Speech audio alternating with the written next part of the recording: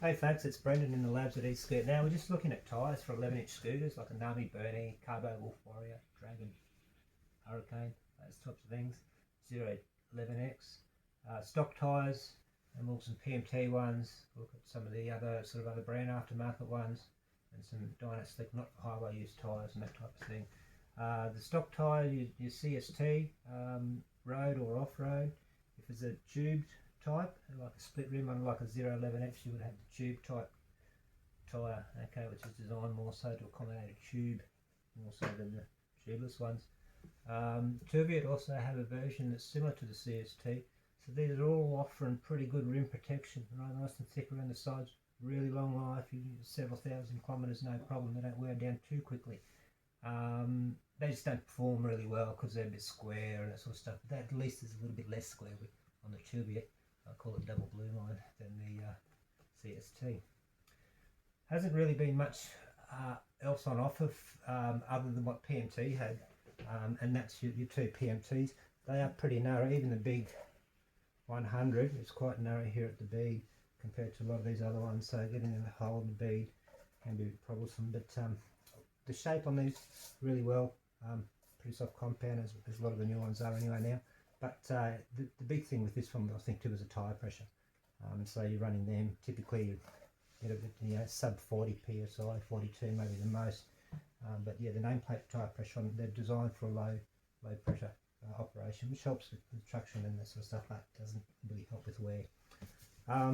So you can go 50 psi in some of these ones. So the ULIP, which has been around for a while, that ULIP is like sort of slick down the middle a little bit, so it's good. So it's straight line on the road, but with a bit of tread, and which will help you when you're sort of on wet grass and doing a bit of mud and that sort of stuff. Not a real heavy tyre. You can actually compress it. It's like a bicycle tyre in the compound, even at 10 inches like that. That's the way they do them. That's the ULIP. Yeah, HP 103. The X-Chuang, which has been pretty much the popular 11-inch go-to road tyre for the past 6 months. Semi-hot melt process from X-Chuang. This is the TH026, I just call it the Dyno Road. Like the ULIP here, both 155, so a little bit wider on the numbers than the stock tyre, without any sort of increase in height too much on that profile. They are quite a square tyre that will fit on wide rims pretty well. It's nice and wide, and they do round up quite nicely. You do occasionally get nails and stuff caught in it because of the type of tread it uses. It's very captive, like sort of the off-road. You get captive nails pushed into the tyre because the tread gaps are quite wide. I think the newer Dyno Road that I've got, which is in the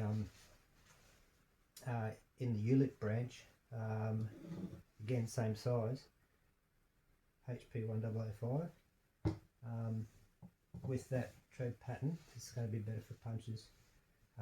It feels it's more solid tyre. It's shaped nicely. I think you'd probably go this now. We've had people say that the life on these is very good as far as wear goes, endurance. So yeah, we might sort of focus on that one as the new one this year. With the Dyno Slicks, which is your Axion P6219s, like the PMTs, low running pressure. Okay, so 36 psi, marked not for highway use because of that tyre pressure. They are pretty much like a slick tyre with just enough tread for any sort of water to move.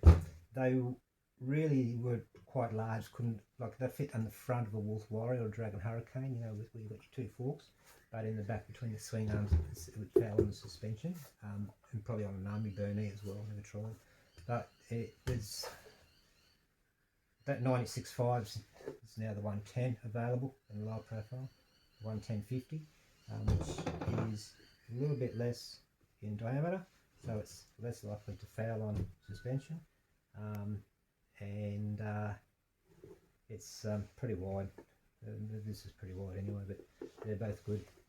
You generally find that the PMTs are sort of weighing just under a kilogram, and these sort of newer Chinese tyres are 1.2 kilograms, so they're about 20% heavier than what they feel. But yeah, they're all 50 psi on those three, just like the stock tyres, 50 psi, and then your 36 on the PMTs we've got here and the dyno slicks.